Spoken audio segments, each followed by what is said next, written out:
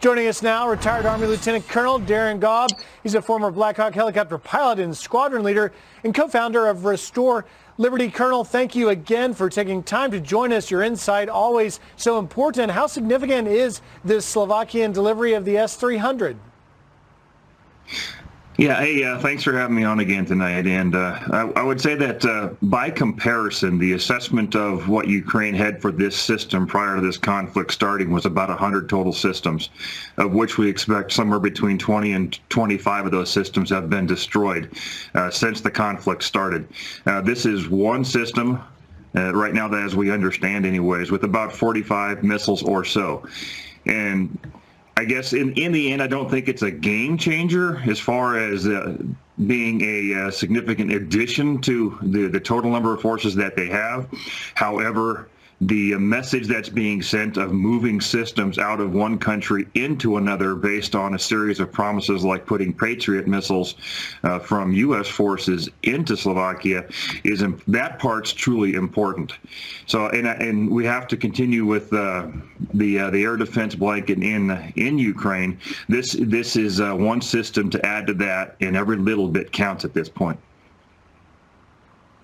And Colonel, we've learned from the Pentagon that the Russian troops are refitting and trying to redeploy and focus on the eastern Donbass region and continue to pound on the southern coastline in places like Mariupol. But yet, 45 days in, Ukraine's resistance remains. How do you see things heading into next week? Well, so far, this has not been a total surprise as far as what they were going to do after the Kyiv fight.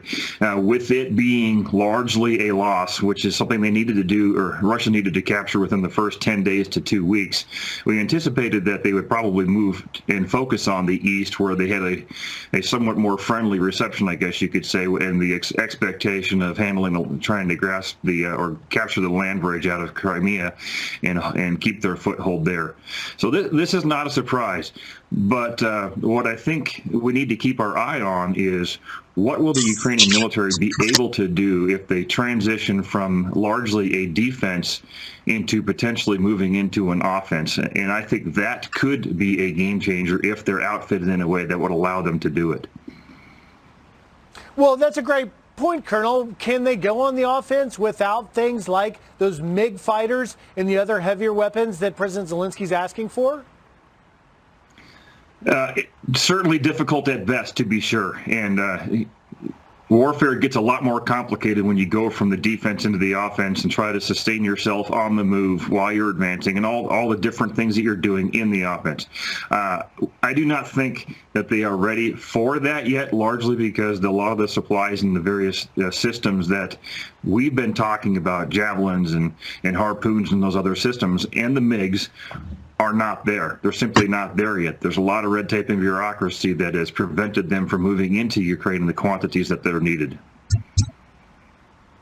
And you and I spoke, Colonel, the day after the two Ukrainian helicopter gunships went into Russian territory, into Belgorod, and reportedly struck that fuel depot. That was a surprise, the first sort of offensive of taking the fight into motherland Russia. Do you anticipate we may see more efforts like that?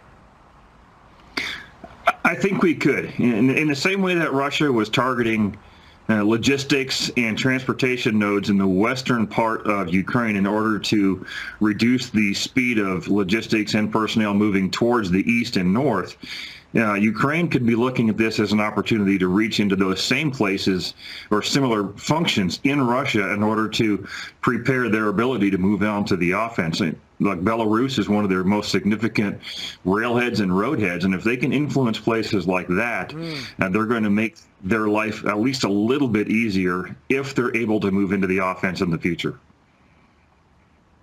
Lieutenant Colonel Darin Gaub, thank you very much for your insight. Great as always. Colonel, have a great night.